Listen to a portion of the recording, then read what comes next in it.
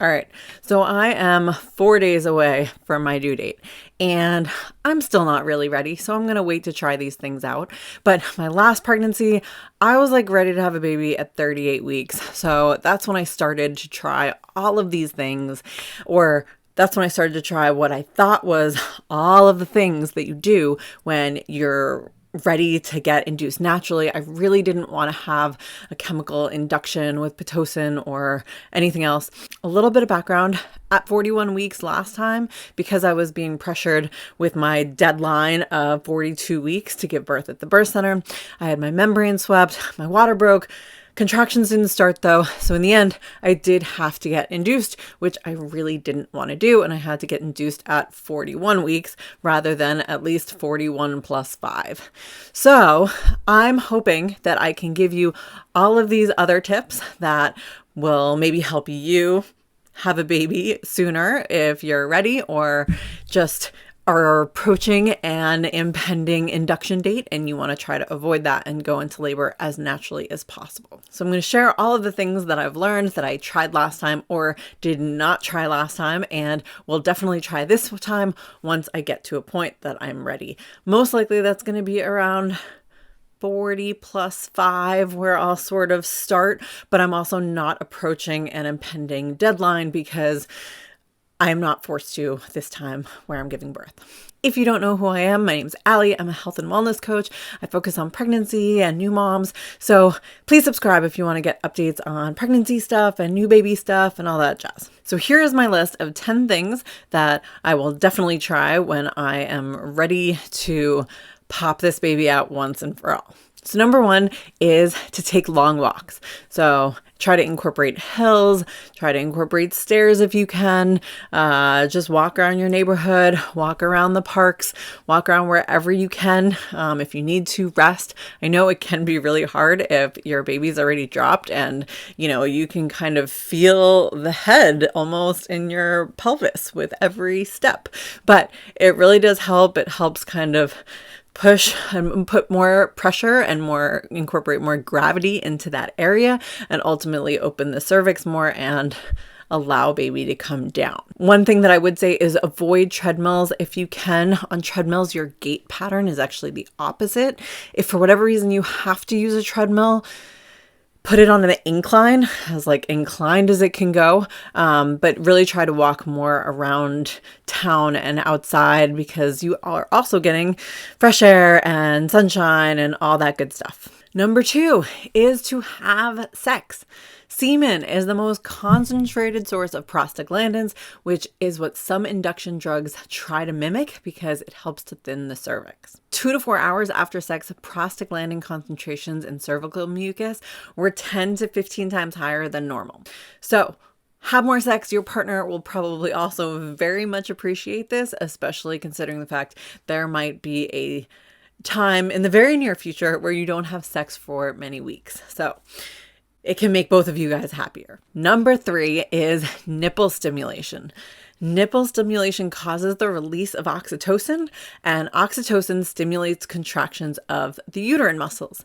And this is why when you're breastfeeding, you'll probably get cramps as your uterus is returning to its original size. So nipple stimulation is really good for helping to contract the uterus, which causes labor to start. There are several different ways to try to do this. So obviously fingers or mouths by both you and or your partner. Try one, try both, up to you. The other way to do it is test out your breast pump. It's a great way to learn how it works, because when you have an infant and you're engorged, you might have no idea how to use your breast pump. And if you also get a little bit of colostrum, save that colostrum because it is like liquid gold. And something that is especially effective is to combine nipple stimulation with intercourse. You get a 2-for-1 there. You might want to leave the breast pump out for this one, but try it out and hopefully you are going to be having a baby any second. Number 4 is acupuncture and or massage. So usually when you go to acupuncture or get a prenatal massage while you're pregnant, the practitioner will know which parts to avoid because there are certain pressure points on your body that can stimulate contractions or will, cause you to go into early labor, which you usually don't want to do. However, obviously in this case, you do want to go into labor. So there are people that specialize in specifically induction, massage, or acupuncture. So ask around your neighborhood, find out to see if anybody has had success with this. It's usually pretty common to find 1 or 2 people in the area that specifically specialize in this, or you could just ask your partner to give you a foot massage. There are tons of different pressure points all over the feet that usually you want to try to avoid when you're pregnant. But again, this is for the purpose of inducing labor. So get a foot massage, and as a bonus, hopefully it feels really good. So number 5 is to eat different foods. Now, a lot of this stuff comes down to different old wives' tales and stuff like that, but some of it does have scientific backing. It's worth trying these different foods and herbs. I will separate out a few foods at the end that tend to have a little bit more research behind it. But let me list all of these out and you can try to incorporate any and or all of them. One of the first ones is pineapple, which is pretty well known. It contains bromelain, which helps soften the cervix and stimulates some muscles which are known to start labor. Next is black cohosh. It helps increase the production and enhances the effect of oxytocin. And oxytocin causes softening of the cervix, which can start labor. Just make sure it's not blue or white cohosh. Those are counterproductive and are bad for you, so make sure it is black cohosh. And I'm sorry if I'm not saying that correctly. Third is dates. This is something that does also have some science to back it up. I created a video on this kind of recently, but eating 3 to 7 dates, depending on the size of them, 4 weeks prior to your due date will help soften the cervix as well. Number 4 is unripe green papaya. You want to make sure it's not ripe though, because the papaya leaves contain an enzyme that acts as prostaglandin and oxytocin, and those can help start contractions. But as the fruit ripens, the more the enzymes are lost and they will not have the same effect. So that's why you do want to make sure it is a non-ripened papaya. Number 5 is also pretty well known, but it's spicy foods. One thing to be aware of though is certain spicy foods release capsaicin, which can actually work against the body during labor because it's counteracting the natural endorphins that the body produces during labor. So you might want to avoid this option if you want to try to have a natural and pain-free birth. Number 6 is black licorice. There are a number of reasons I will personally not try this, but I did want to share it if for whatever reason you do like black licorice, but it stimulates the production of prostaglandins. One thing to note though is consuming too much of it can result in diarrhea, which you ultimately don't really want to have during labor. That might be one of the reasons why it works. It causes mild contractions in the intestines, and this results in a sympathetic contraction of the uterus, which is why it starts labor. Number 7 is garlic. So if you like garlic, bump up your consumption this week. Number 8 is cumin tea. Number 9 is balsamic vinegar. This is something I only just heard about. Some women actually take shots of it, and it does the same kind of work as castor oil, except it doesn't cause nausea, vomiting, or diarrhea. And I will talk a little bit more about castor oil at the end. Number 10, and this is last on my specific foods list, is eggplant. This is something that was personally recommended to me while I was on my long walks with trying to get my son to get out of me during my first pregnancy. And this woman kept on saying, "This worked for me. This worked for everybody I know. You have to try it." Now, I'm not a big fan of eggplant parmesan, so I ended up getting eggplant pizza instead. Now, this didn't work for me at all, but I did hear that basil and oregano are herbs that are on this list. So it could be that eggplant parmesan specifically is more recommended because it contains basil and oregano. So you can try eggplant parmesan, or you can just try to also incorporate more basil and oregano into your cooking. So those are mostly my foods list, although there are a couple of things that you can consume that maybe I should have incorporated into that, but I did want to give them their own play for certain reasons. But number 6, we're going to move on to is incorporating different kinds of movement.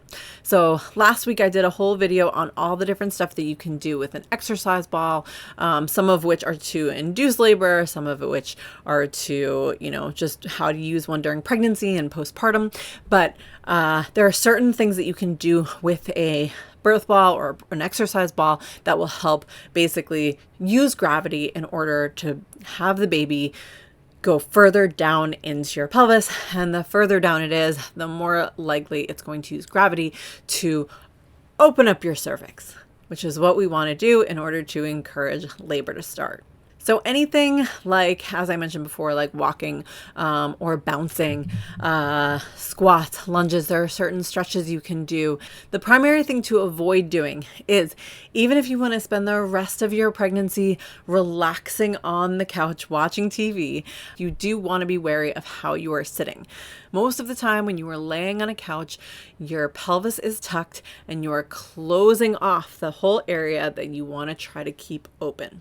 So if you need to lie on the couch, I would say lay sideways on the couch and try to prop up one of your legs, or prop up your back so you have kind of a natural arch to your back. Anything that's tucking your pelvis, so it's rounding it out, is going to close off that area and it's not gonna allow baby to come down. That's counterproductive. Don't do that. Another thing that you can look into is something called the Miles circuit.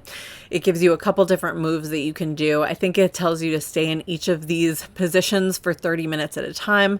You don't necessarily need to do that, but everything with the Miles circuit is basically encouraging baby to sink further down into the pelvic floor. Number 7 is red raspberry leaf tea. This is something that people talk about as far as strengthening the uterus. Drink it throughout pregnancy.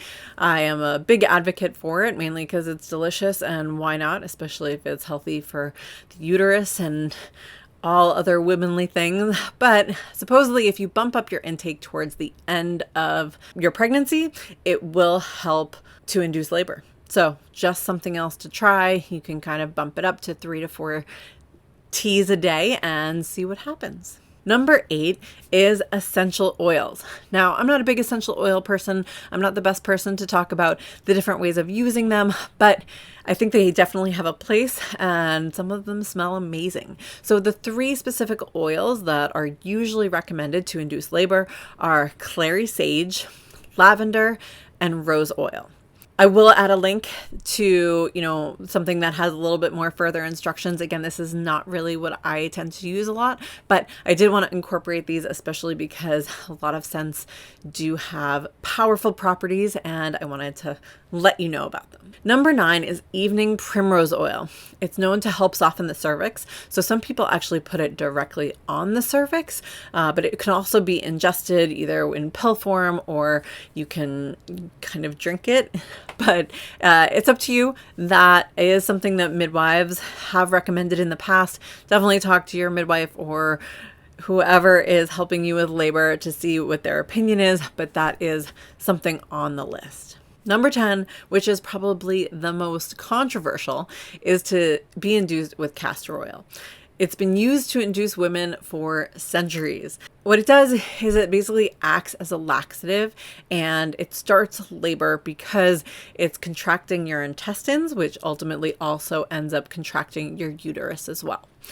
The biggest complaint is it causes diarrhea and vomiting in some people, and that really sucks during labor. I cannot imagine going through that, but depending on what your other options are, this could be a good option.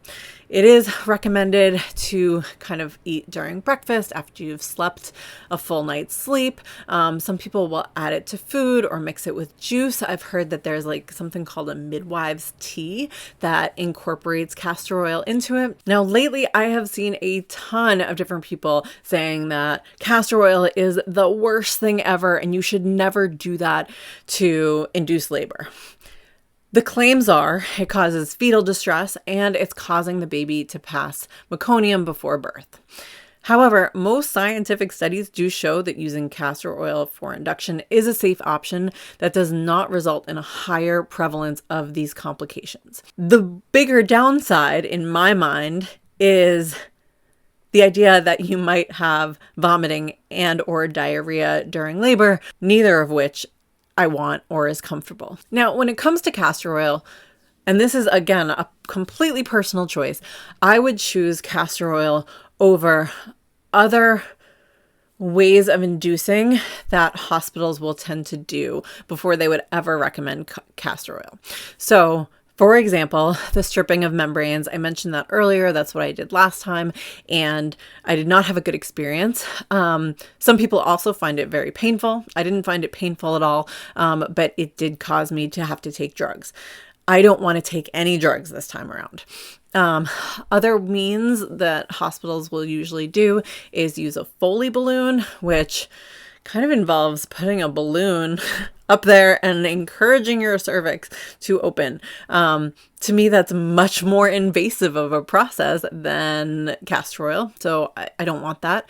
And then pitocin. When pitocin for me is the last resort of how I would ever want to start labor, primarily because you are taking away all of the natural hormones that your body is producing in order to get the baby out in a way that feels good. I've also heard that pitocin will make contractions a lot more harder and faster. Again, that's something that I would rather avoid doing because I'm trying to avoid all drugs. So I think that there's a lot more risk to pitocin than something like castor oil. That being said, that is my personal risk reward assessment.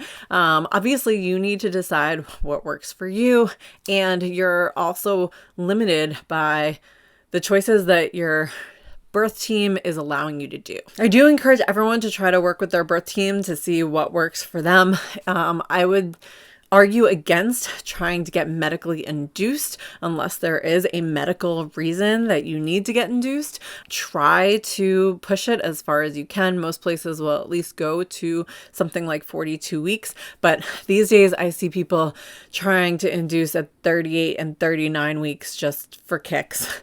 And I wouldn't recommend that. Your baby needs a little bit more time to cook sometimes. But I also understand that there are limits that we can push our healthcare teams to, and there are limits that we can deal with ourselves. Sometimes you just really need to get that baby out. So I encourage you to try all of these methods to see if any of them work for you, and hopefully one of them will, especially if you are ready to go into labor now. So thanks for watching. Hopefully this has given you some great new ideas on how you can encourage your baby to make its grand entrance into the world. I do hope that you have the birth of your dreams, and if it doesn't go your ideal way, that regardless, you're able to learn and grow from the experience. If you want to keep getting healthy pregnancy and baby tips, please subscribe to my channel, Paleo Preggers, and happy birthday whenever that day comes, hopefully sooner rather than later. Bye.